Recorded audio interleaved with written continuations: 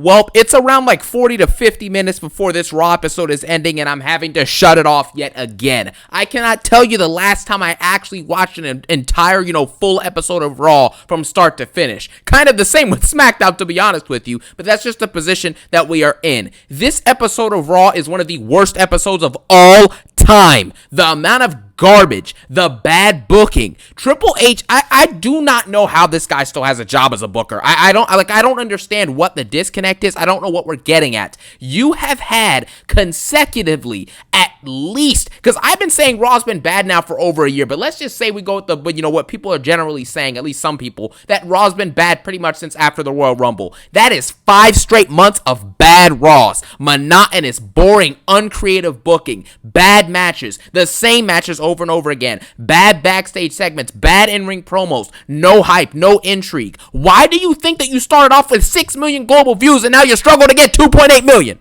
It's not like what do you think this is? You think people are tuning out because the show is good? Of course they're not tuning out because it's good. They're tuning out because it sucks. There is zero effort, there's no star power, and nothing on these Raws matters. Name me a couple meaningful and actual impactful segments that have happened on Raw this year that don't involve either John Cena, The Rock, or Roman Reigns. You will not be able to find anything. You'll be able to find literally nothing at this point. There's nothing to look at. Because we know that usually Cena, Roman, and Rock, they're going to have meaningful segments anytime that they show up most of the time. So we have to count the stuff that doesn't include them because they're surefire going to give us something. Outside of that, what has anyone else contributed?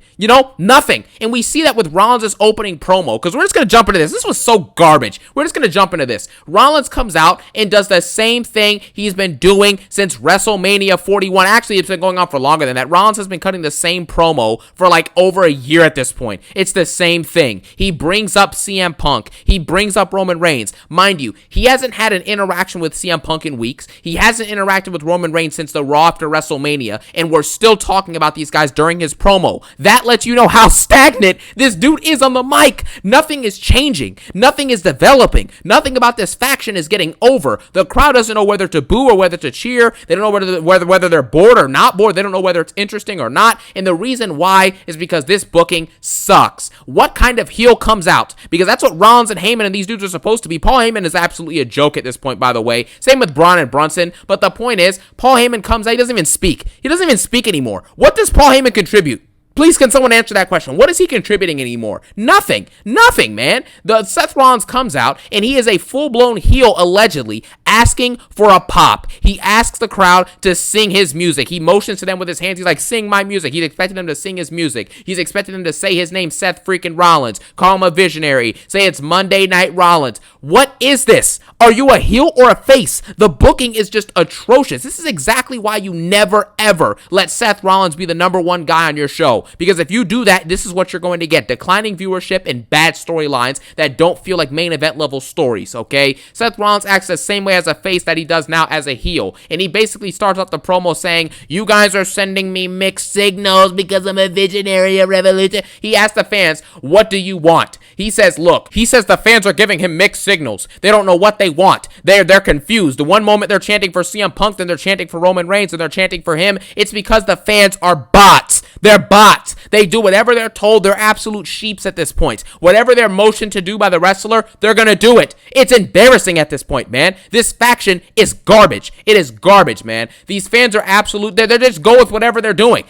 Cody Rhodes, we are bots. You know the chant. You know what this is. So it is what it is. Rollins then asks the fans, he's like, what do you guys want? And I'm like, I want this faction to end. Can we get that? But anyways, Rollins continues to keep on speaking. He then basically says that, the fans don't know what's good for them. And he says that he put Roman on the map. He put Punk on the map. And the only reason Punk came back is because of how much Rollins hated CM Punk. So they brought him back because of that. Obviously, that's not true. On top of that, he also says that he brought Cody Rhodes up to prominence and he put Cody Rhodes on the map. Like, listen, I haven't seen the final 40 minutes of Raw. I'm going to go out on a limb and assume that in the final match after Jey Uso loses to Cody Rhodes in that match, which he's going to, they're probably going to have Rollins and his faction get involved. What is that going to improve? What is it going to do? It's not going to do anything. This faction does not do anything, man. They sit there and look stupid. Braun Breaker goes out and barks like a bot. His career is done, which we're going to talk about Braun Breaker in a second, man. His career is obviously not done, you know what I mean? But you get what I'm saying. His idea of being a superstar and the next superstar of the generation is just dead. That's not even an option anymore. If you think this dude is going to be the next Roman or the next Cena or the next Orton or the next whoever the heck you want to insert in there, he's not going to do that, and everyone should know that by now. Anyways, he says that he's the reason for Roman, Punk, and Cody being put on the map and them becoming prominent in WWE. And he's like, I built these guys. Okay, so if you built these guys and they're on the map, why are you not on the map, Seth? Huh? Well, why are you not on the map? Why are you playing second fiddle to all of these people? You're not bigger than Cody Rhodes in the current landscape of WWE. You're not bigger than CM Punk. You're definitely not bigger than Roman Reigns. You're not bigger than The Rock. You're not bigger than Cena. So what exactly are you talking about? It just becomes nonsensical at this point, man. It's a problem I have as well with Gunther's promo later in the night, which we're going to talk about Gunther. Gunther, the ring jobber, Gunther. We're going to talk about him a little bit later, but that's not the point. Seth Rollins basically says he is the past, the present, and the future, and he basically says that the finish line is him cashing in his Money in the Bank and taking back his championship. Taking back a title. Yeah.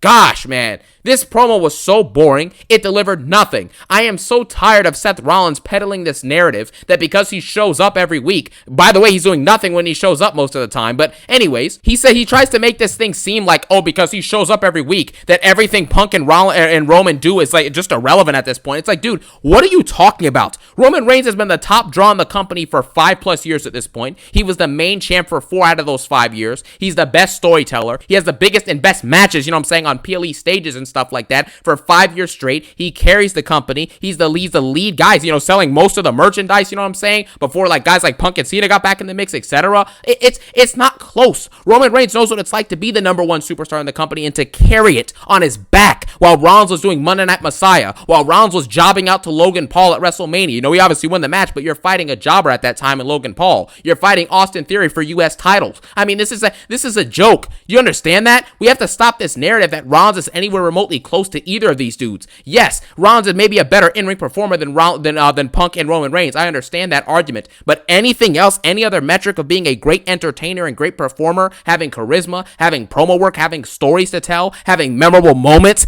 it's not close between him and Punk or Roman. So it's like, stop. Roman and Punk are above this guy. I'm sorry to say it. I like Rollins, but come on now. Stop the nonsense. Anyways, we then move on from this and we get Bron Breakker versus Penta. This basically becomes the final straw in Penta's run. Penta is a jobber. We have to understand these things and act accordingly. This guy does not deliver anything anymore. I mean, he never really was to begin with, but the fact is that fans let people get over now because, he put on a good wrestling match, man. He put on a good wrestling match. You can find good wrestling on like 50 different types of companies at this point. Do you understand that? Nobody cares if you can put on a good wrestling match. Tell me a story. Cut me a good promo. Have an engaging feud or an engaging story to tell. Stop going out there and just having this dude had a good match. I don't give a crap if you have a good match. You know how many wrestlers you can find backstage that can put on good matches?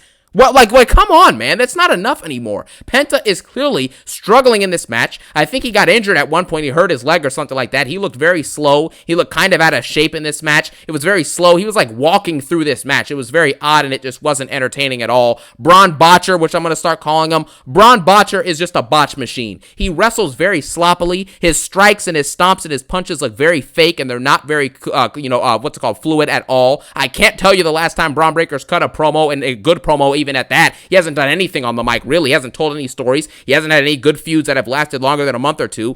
I don't know what this dude is contributing. I genuinely am not. I don't understand this. Why would you put him in this faction? He has to be saddled down now as one of the, the younger people they're trying to position as one of the top stars of the next generation. And Bron Breakker is sitting down being a mindless hive mind bot jobber under Seth Rollins' rule. How do you have 2 Intercontinental Championship reigns? And you mean to tell me that Bron Breakker goes from that to inexplicably being Seth Rollins' lackey? Bronson Reed fighting for the IC title last year. Now he's okay after feuding with Seth Rollins the last time we saw him. Now he's back, and all of a sudden he's working alongside Seth Rollins with no explanation. No explanation for Bron Breakker joining this faction either, and there's no real explanation for Rollins being chosen by Paul Heyman. Why would Heyman not just choose John Cena or choose Jey Uso, who was actually the world champion at the time?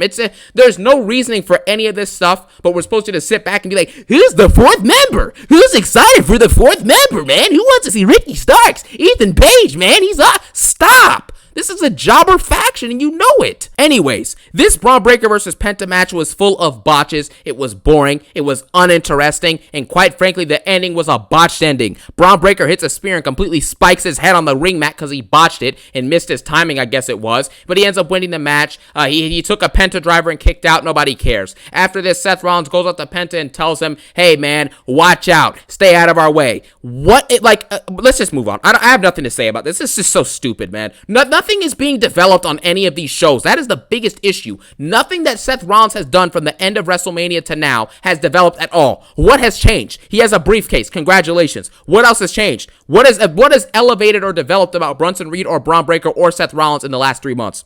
Thank you. Now let's move on. Now we get to the card of Night of Champions. AJ Styles versus Dominic Mysterio has officially been canceled off the card. So now your Night of Champions card, as of the making of this video, has 4 matches? You have Bron, or what's called, you're going to have Cena Punk, Jade versus Asuka, which is going to be a botch fest. We'll talk about that in a second. We're also going to have, Cody Rhodes probably versus Randy Orton. And then you're going to have, Sol Sikoa versus Jacob Fatu. You're going to have 4 matches on this Night of Champions card. Just think about that for a second. 4 matches on a premium live event. Do you know how disrespectful it is to your fan base that watches week in and week out just to follow up and get 4 matches every 3 or 4 weeks on a premium live event? Oh man, what an embarrassment. Then we get Goldberg.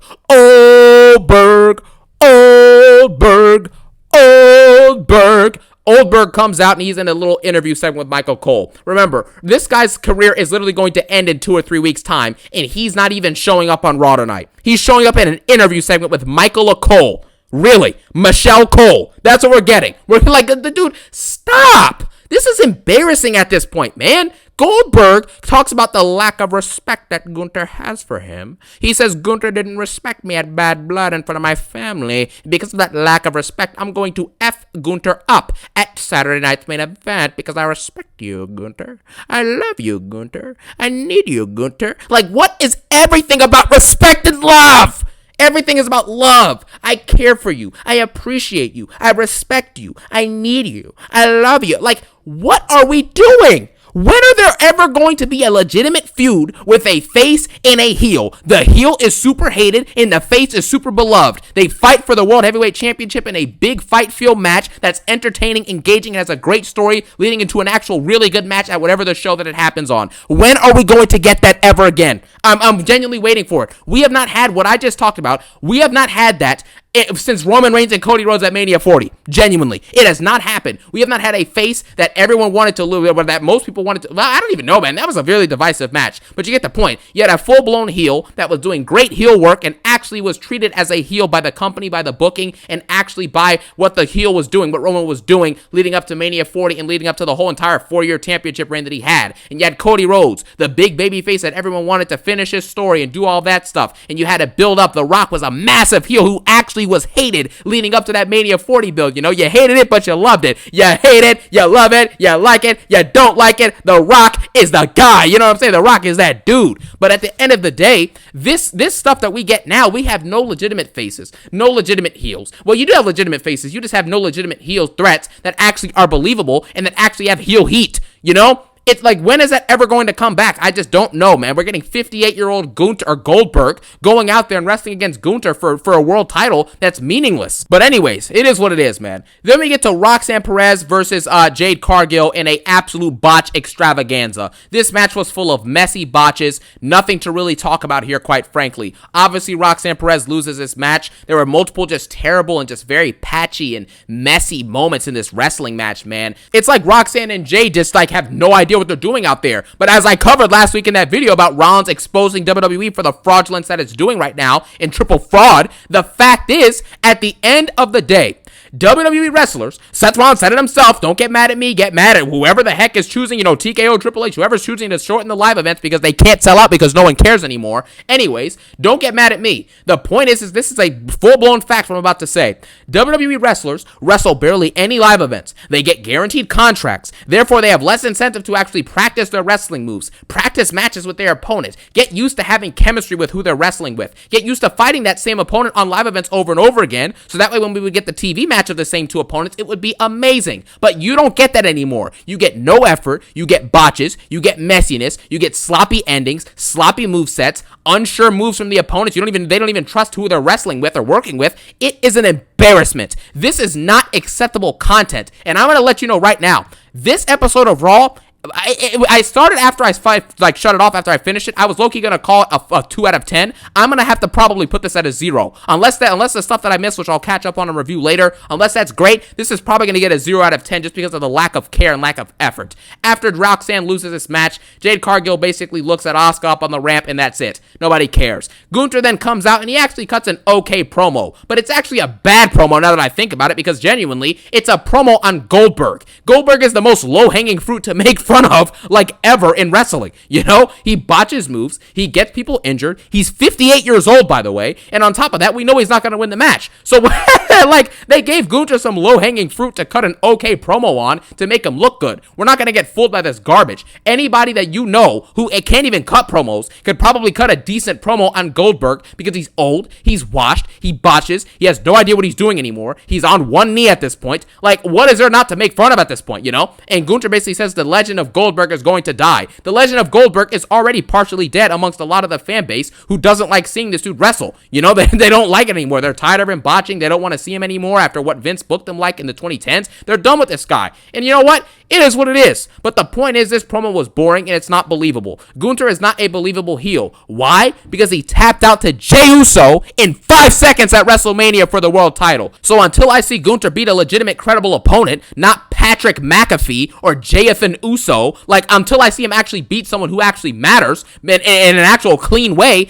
maybe once that happens, I'll finally believe that this dude is a credible threat. But until then, none of this stuff is believable. He basically says he's going to end his legacy and make sure Goldberg's legacy dies, and says that he was embarrassed to even be in Goldberg's presence last week, yada, yada, yada. He says he's the best wrestler on the planet. And again, none of this is believable, because Gunther was just world champion, had an awful reign, and wrestled 7 title defenses in 260 days. Can you please explain to me how you are the ring general? The last time Gunther had a great match was at SummerSlam, in my opinion, last year versus Damian Priest. So it's been going on 11 to 12 months dang near at this point. Dang near a year since Gunther has had a genuinely great match, but yet he's calling himself the best wrestler of this generation. Do you see what I'm saying? None of this stuff is believable. This is not a good promo. This is stupid, it's boring, and it's absolutely useless. We then get Karrion Kross backstage. He's going to fight Sami Zayn. Does anyone care about this? No. Let's move on. We then get a little snippet of of Cody Rhodes doing a podcast with Kevin Owens, the same dude he was just fighting at the Royal Rumble, and 5 months ago, he slammed Kevin Owens' neck through a ladder, dang near broke Kevin Owens' head.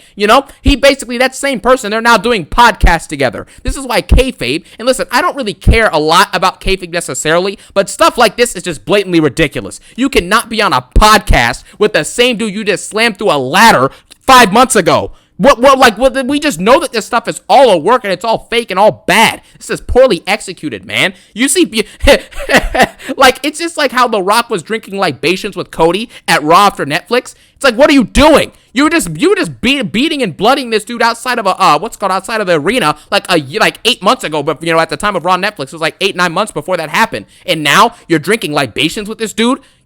Cody slams this guy's head through a ladder, and now all of a sudden Cody Rhodes is drinking libations with Kevin Owens on his libation bus. Like, I don't even, what is happening to this program, this company, this show, man? It is so dreadful. We then get Becky Lynch versus, versus Bayley for the IC title. I would talk about this match normally, but I am infuriated at the fact that you knew from the beginning of this match that Lyra Valkyria was going to unnecessarily get involved in this match and ruin it, and it would turn into a triple threat feud. This is corny. It is BS, and it is absolutely ridiculous. Why would Lyra Valkyria even need to be involved in this match? Why? There's no reason other than to force some BS triple threat match that no one cares about, man. The booking is so uncreative. It's so bad. Lyra has no reason to be out here, and yet she's out here anyways. She's ruining the match, and now we have to fight or watch another fight between these 3 jobbers. Come on, man. Like, I understand that Becky Lynch and Bayley all time their legacies. Yeah, they're not jobbers in their legacies, but right now, they are jobbers. They don't contribute anything to my entertainment on a weekly basis. Like, let's be honest, you know? This is just so stupid. It's so infuriating because you know how something stupid is about to happen, and it still happens anyway. Lyra Valkyria is forced out in the most non-effort, nonsensical, stupid match ever. It ends in a DQ because Lyra puts her hands on Becky Lynch, and then she, Bayley and her have a little bit of at odds, and then this turns into just some triple feud. Becky retains. I don't care. This is stupid. I'm going to be honest. If this match is added to Night of Champions, or to any PLE in the coming future at WWE Evolution, whatever, I'm not talking about it. I'm making you that promise right now. I'm done talking about this championship. This is the most nonsensical and infuriating booking decision of all time. How can you possibly get away with this non-effort garbage every time and no one says anything about it? How? This is so bad, man. This is so embarrassing. Anyways, we then move on to, what do we have next, man? I think it was some, what was it, man? What happened? Yeah, Raquel Rodriguez comes out and she cuts a promo. It was an okay promo considering the fact that no other woman in the women's wrestling division as a whole is cutting good promos besides maybe 2 or 3 people, if that. So anyways, Raquel cuts an okay promo, calls Rhea Ripley out to the ring. She then basically says, she speaks Spanish and English, like a mixture of both during the promo. Rhea Ripley then comes out to the ring, and long story short, Rhea Ripley and her are brawling out. They bring out the Slim Jim table, slap into a Slim Jim, dude, and go through the table, bro. After she brings out the Slim Jim table, Raquel Rodriguez is about to get put through it, but then Roxanne Perez gets involved and gets on Rhea's back, kind of bothers her a little bit, distracts her. Raquel then power bombs, Tejada bombs basically Rhea Ripley through the announce table, or through the Slim Jim table, sorry. Pretty cool stuff, all right? It's pretty cool to see, some table action on a Monday Night Raw. You never really see that as much anymore, so that was nice. Raquel and Roxanne are they're basically, like, I guess, teaming up now, Roxanne gets helped up by Raquel after. They hug for a second, and it looks like they're now going to be the new tag team of the Judgment Day. They're going to recycle the same storyline that we had last year, where basically, Rhea got injured and left for some months, and then Liv Morgan worked her way into the Judgment Day, and then obviously we had a situation now where Liv is unfortunately injured, so now we're going to get, Roxanne Perez is now going to be teaming alongside Raquel Rodriguez. Probably she's going to become the interim tag team champions together, so there you have that. And now catching up on the stuff I've missed, which again, by the way, remember, I didn't see the last 45 minutes of this show, and the only stuff I missed were this backstage segment where Io Sky and Asuka are basically alluding to the fact that they have a potential world title match if Asuka can win the Queen of the Ring, and then you had the main event with Cody and Jay, bro. This is why I say you literally missed nothing on these shows at this point. How is it possible that in 45 minutes of Raw television, that all there was a backstage segment with Penta and Chad Gable, a backstage segment with Io and Asuka, which was like a minute, if that was probably like 40 seconds, and then a Cody Rhodes versus Jey Uso match. That is what you get every 50 minutes of shows. You get one match and a couple backstage segments and 50 ads.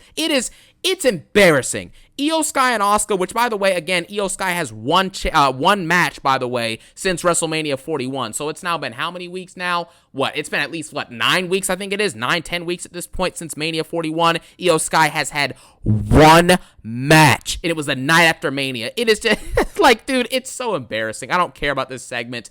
They basically were alluding to the fact that they could have a potential match, obviously, if Asuka wins the Queen of the Ring. And then the main event was Cody versus Jey Uso. I will say, this match actually looks like it was pretty decent. I saw some of the highlights of it. This looks like it was a decent match. Jey Uso used Cody's finisher with the crossroads, so that was kind of cool, but obviously is a run-of-the-mill end of the show Raw match. Pretty, average to slightly above average, I guess, for a Raw match. Nothing too crazy here. This was okay. It was watchable, I guess. And then the Raquel Rodriguez segment with Rhea and Roxanne I thought was watchable as well. Everything else was a complete and utter disaster, and I don't want to ever see any of that stuff ever again. I will not be rewatching anything from this Monday Night Raw, likely ever again. Therefore, this show gets a 1 out of 10. One of the worst Raws I've ever seen. An embarrassment. Rollins and his faction didn't come out, so you know what? I was wrong on that. I thought they were going to come out because that's what the predictable booking has dictated over the last few weeks. Or last few months, I guess, at this point. But it is what it is. At the end of the day, this was a garbage episode, and I'm honestly really looking forward to SmackDown more now because SmackDown's been consistently at an average level the last couple weeks or slightly above average, so I can deal with SmackDown. SmackDown's watchable. Raw is unwatchable, and it sucks.